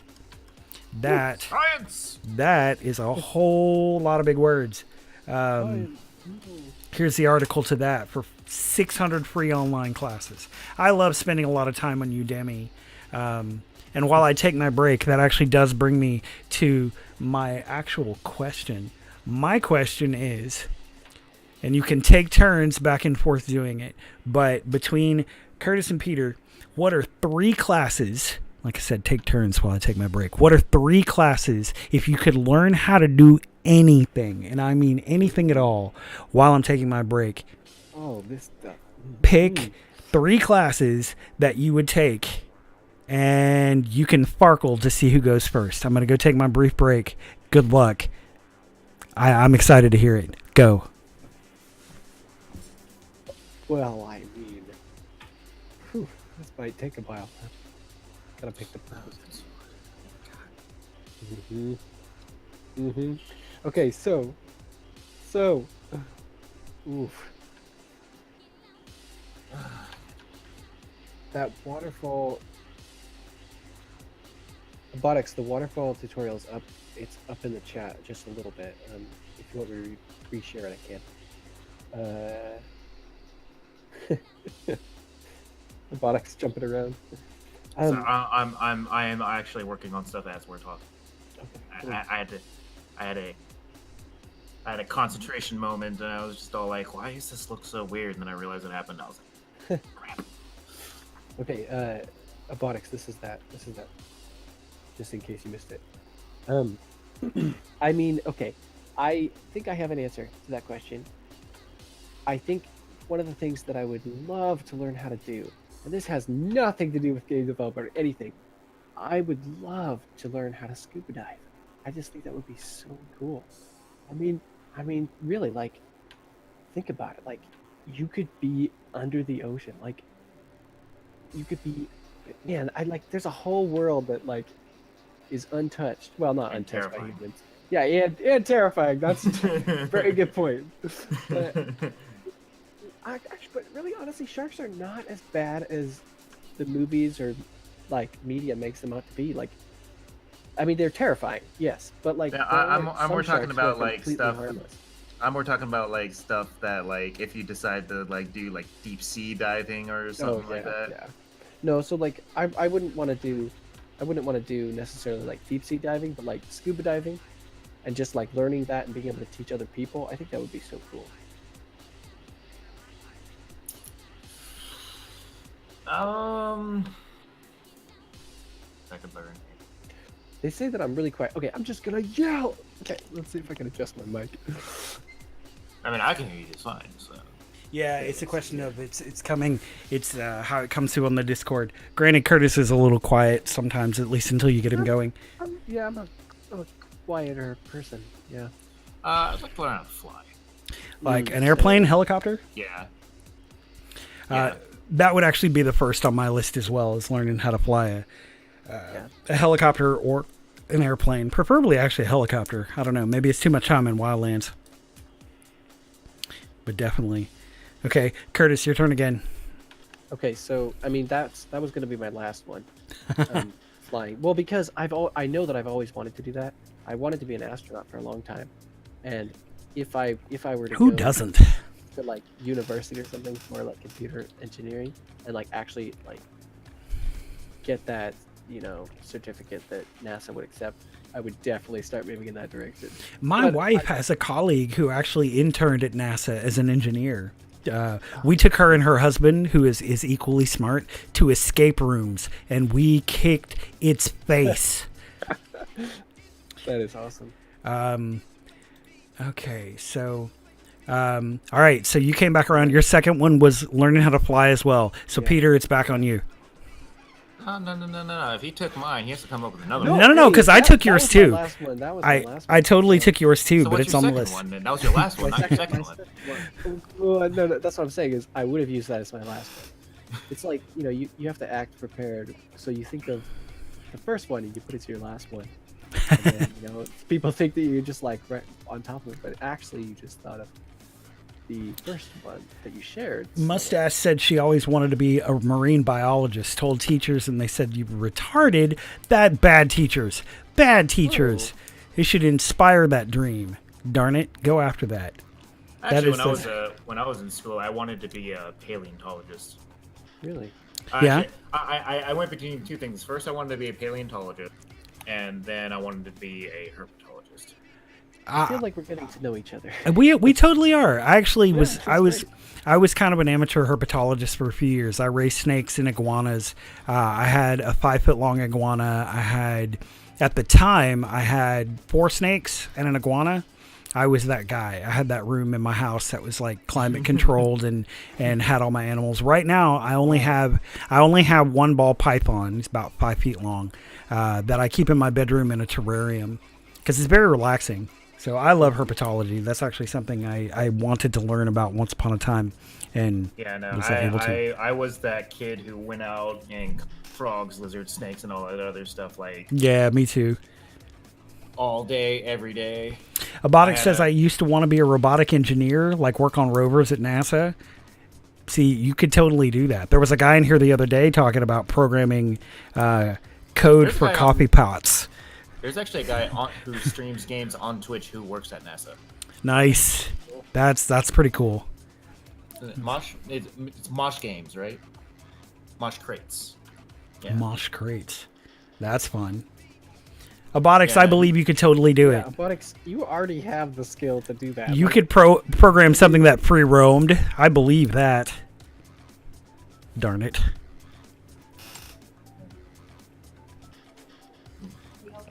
Mustache says there's something I thought would be neat because he used to watch it on TV, make robots and fighting them. Oh yeah, we always wanted to be on Robot Wars. Back when Grant Imahara got his start on Mythbusters, I was like, I know that guy. I remember when he was 13 years old and he won Robot Wars. Because I'm a nerd. I actually We all judged went our own way. when I lived in Georgia. I actually judged a robotics competition, and it was hilarious because here I am, the guy that makes video games and a sci-fi writer, surrounded by engineers, and they're all looking at me like, "Why are you here?" Yeah. And when we got into the competition and we started reviewing the kids' books and their tech journals and everything, actually all the engineers really appreciated me there because, you know, we were kicking around ideas and whatnot. And they were from the heavy practical side and I was from the theoretical side. And it meshed actually really, really well. Robot Wars was awesome. Yes, Mustache. Abadox says he just started to lose interest when he found out he can make robots on a computer for free. It's true. Robotics is an expensive hobby. It is a very expensive hobby. Yeah, one of my friends is a mechanical engineer, and yeah, he he makes a lot of money. Mm-hmm. Yeah. I mean, when you have that kind of level of skill, I think that, I don't know, there's a part of me that I try to have moments of Tony Stark as often as possible. Like, I want to see how to make that work. I want to build something on a wire something up or make it kind of put it together. And my wife gets a kick out of me because she goes to bed and then she walks in the morning and I have built something, and it weirds her out, but she absolutely loves it. Or I've made something in ZBrush during a stream that's, you know, some kind of weird creature or whatever. So if I could, that would be my thing on my list, would be if I could, I would learn how to be a mechanical engineer and also an electrical engineer. Because with the skills that I already have, I think that I would just start busting out with holographic research or augmented reality research. Like, I would love to build a holographic interface. Something all Iron Man where you could physically reach up and manipulate points of light in the air, and that would become my studio, I think. Well, see, then you make an actual game out of that. Abadox, you're talking about the first robotics competition. I did what's called the FTC, which is the first technology challenge or the first technology competition. That's actually for kids in middle school, junior high, and high school. FTC is a precursor to the FRC. Mustache says Abadox only beat me today in the bits because I gave one to someone for a meme. Oh, that's okay, Mustache. You're still awesome. Watch an ad. Ads, they do. Speaking of ads, but not exactly an ad, not an ad for me, but we're going to talk about game stories, and as we move the conversation forward, how about this? Epic Games received an investment of $1.25 billion. Making them. The money comes from KKR, Iconic Capital, Smash Ventures, Axiomatic, Vulcan Capital, Kleiner Perkins, and Lightspeed Venture Partners. As the press release states, Epic Games has just received an investment of approximately $1.25 billion from some of the biggest venture capital funds in the world. The new investors will join Tencent, Disney, and Endeavor as minority shareholders in Epic Games. The company is still being controlled by founder and CEO Tim Sweeney. So why do you think Epic needs money? There might be a ton of reasons, and we have no idea, really.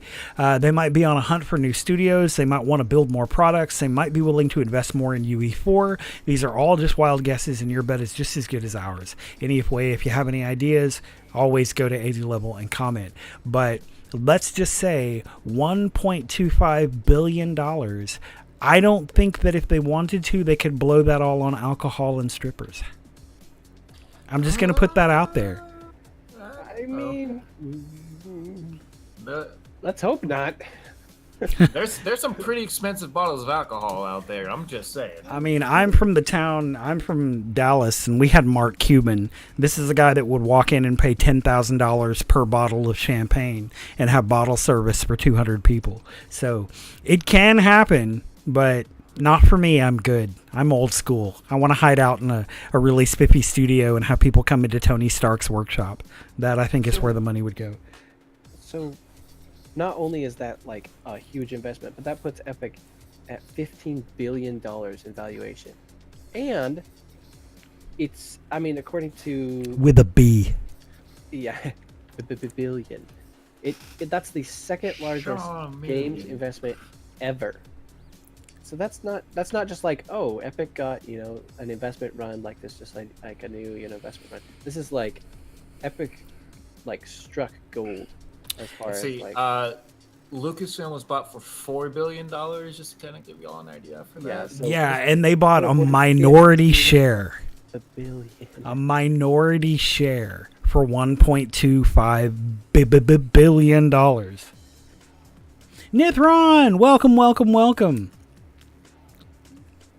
Mr. Hey, Mustache Nithron. pulls out a random fact and says, Henri IV, Dudonion Heritage Cognac Grand Champagne costs $2 million a bottle.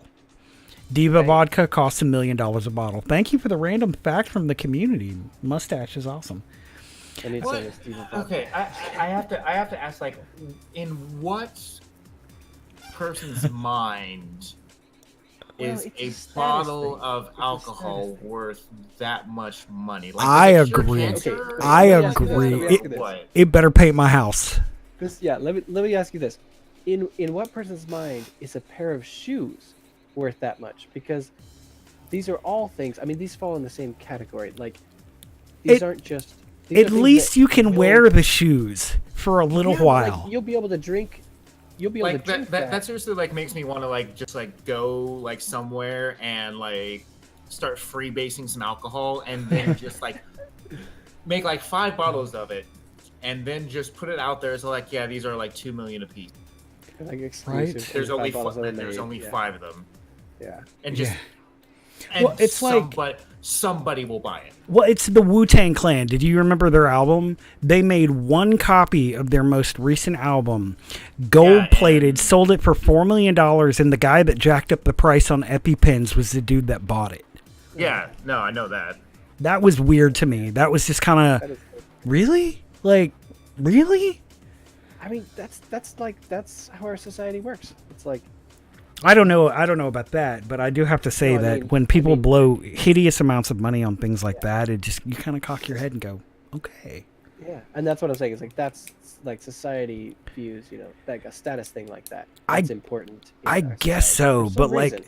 earlier reason. when we were talking about Ant Simulator and how they blew their giant Kickstarter on all of that, and one of the game's creators has to say, well, my business partner ran off with all the money. I don't know. There's that just, I can't wrap my head around that. Like, Yeah, granted, but I think that's different than No, you that's just making that's a just status greed. statement. That's Yeah, just that- like that's just straight up greed is what that is. I agree. I think so. And just, it going to your head and all of a sudden your wild sense of whatever running away with you. it may even be that, I mean, psychologically, it may even be, and I'm no expert, but it may even be the idea that, hey, this person can spend this much money on something totally useless and still not be like, as a sort of thing, like, I'm not controlled by money, even though I have, like millions of dollars. I don't know why that's a thing. And I cannot judge how people spend their money, and I can certainly, I can. you can look at, you can look at how people spend their money after the fact and go, well, that was a good idea versus that was a bad idea.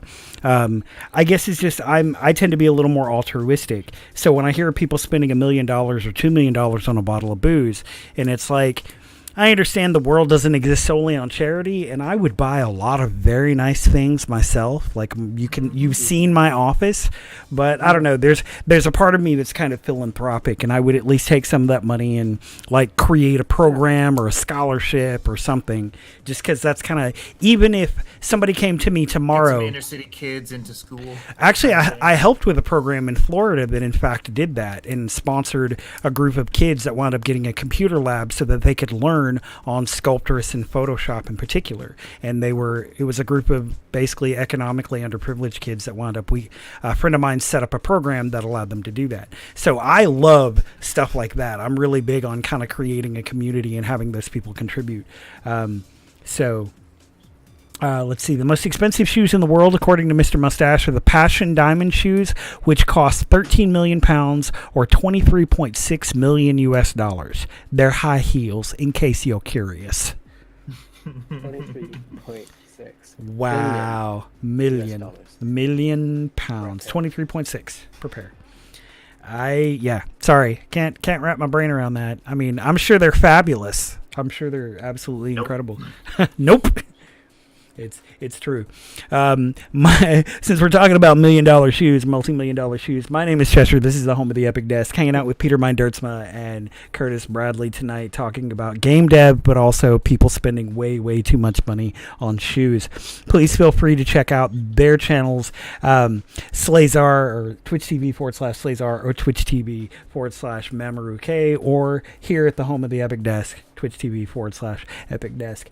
Having a good time talking tonight about all manner of random goofy stuff. I know that normally I kind of throw up work and stuff that I'm doing, but as I've stated to folks a few times, I am leaving this upcoming Thursday to go to Disney World. And I am excited about Disney World, y'all. This is a part of the program where we talk about Disney World. Did I mention we're going to talk about Disney World? Because there's a little bit. Exactly. Thank you. You understand. Right, so I had to look at these shoes. Right? Oh, yes. Okay. Please throw out the shoes. I can put off Disney World for a couple minutes. They are these, like, I don't know if like the actual material is like gold dipped or whatever, but the big thing about it is that around the mouth of the high heels, right, there are 200 between both shoes, 236 diamonds. Passion diamond shoes. And then world most expensive shoes to be unveiled. I have pulled it up on the main screen, and I am sharing. In the center of them, each one has a 15-carat diamond on each shoe. Wow. Who bought these? Like, I don't know. Yeah. They're from Dubai. They're only one pair. Yeah. Wow. Thank you for that, mustache. That's wow. That's some magical business right there. That is what a $23.6 million pair of shoes looks like. Yeah, this article says there's 17 million, but I can't see when this article They was published. better paint my house. Like, they better build me a house and then paint it and, like, actually, air condition it. You know what? If you did have those shoes, you could do that because you could sell them and then pay people to do that for you. I absolutely. That's, but yeah. Mustache has sent a pic on Discord. Yeah, I mean that's pretty something. There's a lot of words, but that's pretty something. Mm-hmm. I mean, I'm impressed. I actually kind of am impressed in a weird sort of disgusted sort of way. Yeah, like the shoes themselves aren't anything really to write home about. You know, they're just they look like just regular high heels, right? But they're obviously like, you know, kind of diamond encrusted and everything. But yeah, the price of them comes from all the diamonds that are on it. Yeah, especially the giant honking ones towards the toes. Mm-hmm. Wow. $1 million shoes, video games, game company collapses, and $1 million shoes. That can sum up our entire broadcast tonight, which I would call that a fascinating broadcast. Very interesting. We keep it interesting. We do. We totally do. Okay, so kind of on the things, like one of the things that like you should look up is like not just like most expensive shoes, but like stuff like most expensive like sneakers, right? Okay. Like shoes that are supposed to be like actually useful, which would be a sneaker. And the most expensive one is most expensive the Air Jordan 12 at $104,000. What? The Air Jordan? I see the Air Jordan 3 OGs for $4,500, but that's Air Jordan 12 flu game at $104,000. That is kind of hurting my brain. Like, you can get the sneakers from Back to the Future for $26,000. Like the glow with the tiny lens. So these shoes aren't like, you know, they just make them. Okay, no, these were actually worn by Jordan in the infamous flu game. Oh, okay. So those are specifically collector's item sneakers. Yeah. So he played while he had the flu. Random fact from okay. Well, because he's Michael Jordan. Right. Mustache says, "Did you know there's a hot dog that costs $169 and it's called the Forget Dollar Dog?" I get it. Nope. That's like somebody was talking about $100 milkshake. When I was in New York, there's a place that sells $100 milkshake, and I was like, I don't need to know that bad. The only reason you buy it is so that you can say, I bought the $100 milkshake. That's what I'm saying. It's like that's just a normal thing in our society. It's I don't need that on my bucket list. I'm good. Yeah. Because everybody, like anybody who I call friends, would look at me and be like, then you were the guy that was dumb enough. Yeah. I now know my bucket list is scratched off because I know somebody who is dumb enough to drink the $100 milkshake. Yeah. That kind of reminds me. I was watching one of the Netflix new like comedy special things called The Degenerates. And it's a stand-up special type thing where they have like people on. Like in the first episode is this guy named God, what's it? Hold on. I need to look this up. Nithron says I prefer to buy bees no matter how rich I am. Uh-oh. Adidas is first. Dragon Ball Z sneakers. Amazing. I don't see what the price is. Let's see. Brad Williams. Retailing $150 a pair. Adidas confirms that the Son of Goku Adidas ZX500 RM and the Frieza Young One will release September 29th. Nice. Some Dragon Ball Z Adidas. That's what's up, Nithron. High five. Left side. But yeah, no, so this guy... yes, Mustache. We got links to work. We totally did. His name's Brad Williams, and he's a dwarf, right? Uh-huh. He's a dwarf comedian. Nice. And it was really fun because we're like talking about all this stuff and like, the $100 milkshake and stuff like that. And I went back. I was just thinking back to a special. I was like, yeah, but did you go see a midget tell you jokes? Because that was like one of his like bits or whatever. And so like, no matter what story your friends tell you tonight, because he was in Vegas, right? He was the show's in Las Vegas. Mm-hmm. It's like no matter what story your friends tell you to try to make you jealous. You get to tell them you got jokes told by a midget. No matter what story they tell you, yours will be better. I don't know. I actually have one that trumps that, and it does involve midgets. I used to work for a little while, I was the co-head of security for a professional wrestling company, which was crazy, and I could tell you a lot of stories about that. Was it midget wrestling? There was one night a club owner contacted us and asked us, paid for us to move the ring to his nightclub. We set it up on the dance floor for one night only, and he hosted midget wrestling for one night, live in the place. There were like 300 people. It was a rip-roaring crowd. They were beating each other over the head with stools, like climbing up on top of each other to get in and out of the ring, going off the top rope. It was epic. It was a night I will always remember.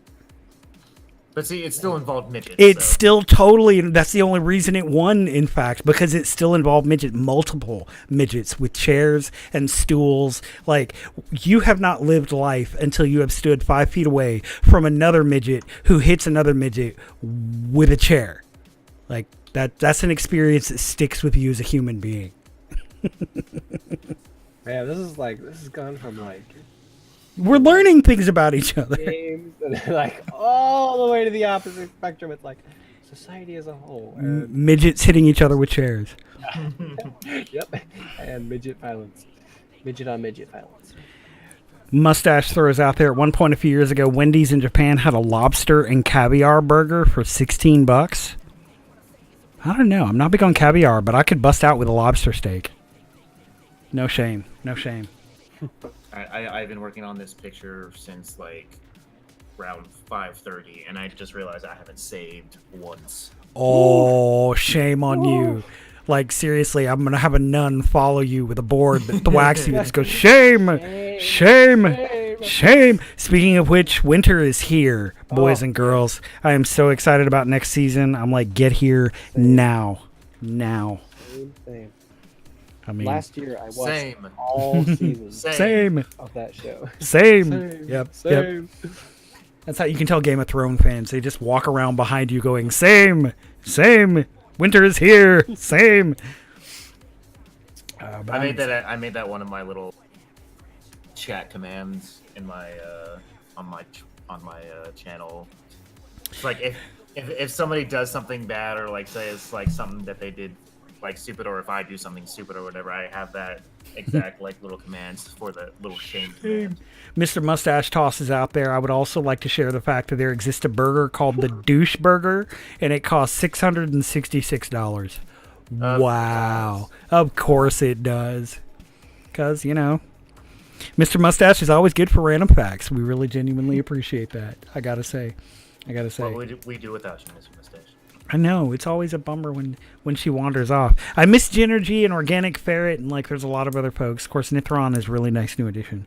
But I have been digging on the community and always going to encourage folks to come and share their projects. And I still think this has been a good experiment. I'll think about it more as when I'm off to Disney, but I have to say it has been very cool thus far to have you on board, Peter, and talk about all manner of the random things. You can definitely say in the future this will probably be one of the weirdest guest hosts you've probably ever done. The most random. We definitely have random. This is a Tuesday for me. What are you talking about? Right? That's fair. It's totally fair. After years of doing conventions and a variety of other stuff, as well as running your own stream, I'm sure that's actually pretty factual. Mustache says, I usually wander off because I don't want to die and I don't want to spread it, in all honesty. Don't die. No death. But yeah, I am, as the weeks go on, especially after I get back from the House of Mouse, I want to have a whole lot of different random streams and just talk about random, definitely have people show off more of their projects and us really kind of do the grind. But I definitely want to show off more of our work and our projects as well. That was one thing we kind of agreed not to do tonight, really, was sit and just talk about us and just kind of see what else we could do and come up with talking about all manner of other stuff. Now that we're done, plaster it all over the place. Right? Hey, if you want to... Okay, and this. Yeah. If you want to share your pictures of your videos, feel free. Goodness knows. I mean, we're sitting on my channel, so I could be like, this is the home of the Epic Desk every 2 minutes. But I try to be really good just for people that wander in. I mean, radio host style, man. It's true. It is. And that's something that I've actually gotten better at. The more that I've streamed and the more that I've done. I mean, if you can keep it talking and keep moving forward and keep the conversation lively, that's good. But when you're there by yourself and you're all, hi, I'm going to sit here and talk like a radio guy to myself all night, and people aren't really going to call in or talk or anything, so I'm just going to kind of keep talking to myself while I talk about more stuff by myself. After a while, that gets really kind of old. And it's nice to have other people that hop in and chime in and, keep the discussion lively, but also really give decent feedback. Because earlier, like when Peter was talking about the procedural animation approach, working obviously better for programmers who don't have access to animators, but that's obviously not which direction he would go because he is specifically a very skilled animator. And it's nice to have different angles of opinions that I want to share and kind of continue to cultivate while still being friendly and supportive of other people's projects. So it's just kind of an ongoing thing that I want to continue to build on and do.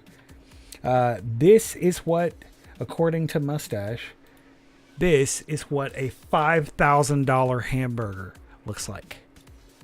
I will also add that it does not have a paintbrush for painting my house, nor does it have It's French. Totally.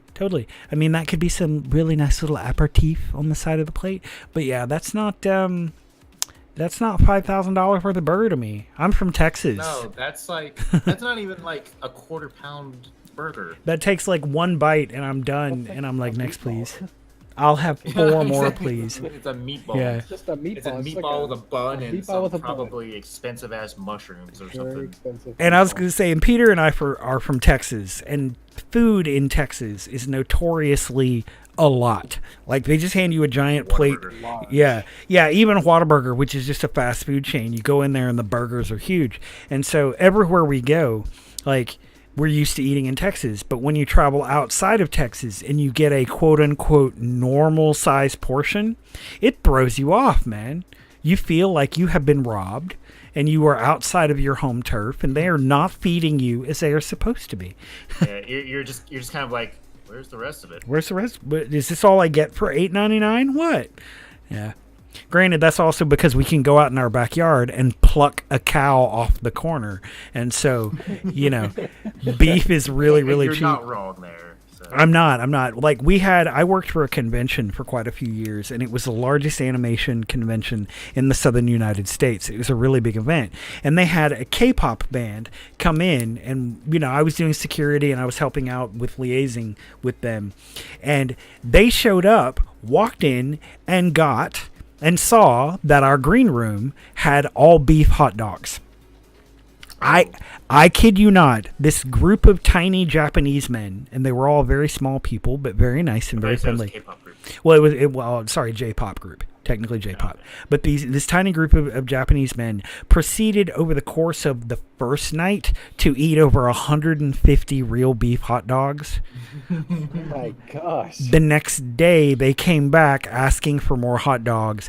The people who ran the green room, a friend of mine, had to send somebody out to go buy like a whole cooler full of real 100% beef hot dogs. Came back, and over the course of the next 2 days, after the 100 and something they ate on the first day, they ate over another 400 hot dogs between the 5 or 6 of them. It was insane. Well, beef and beef and stuff like that isn't really something that they have all. It's very rare, and they said it was a delicacy, and they were like, no, we don't want to go out for sushi. We eat sushi every day. We want all beef, real, natural, 100% corn-fed beef hot dogs. And so they just kept bringing them hot dogs because it was, like I said, it was a delicacy to them.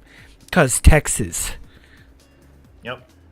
It's true. And I mean, they were going out and paying $1 for a pack of 8 all beef hot dogs. So, they were happy. They were like, what? You don't want champagne and hookers and stuff? You just want beef hot dogs? Okay, let's go. You don't want hookers and blow? You just want hot dogs? You just want, we can handle that. It's like, all right, so we had a budget of $50,000, but we're only going to spend $50 now. We're gonna spend maybe $80. You guys load up. You want a pillow for your food coma? We got you guys. Yeah, I know. There's a thing that happens when you eat this stuff. It's called the itis. The itis. Yeah, you got the itis. You want to take a nap? It's true. It's very true. That's also one of my favorite episodes of Boondocks. Boondocks. Yeah. Let's open a restaurant called the Itis. Dude, if there was an actual place like that, I would go there all the time.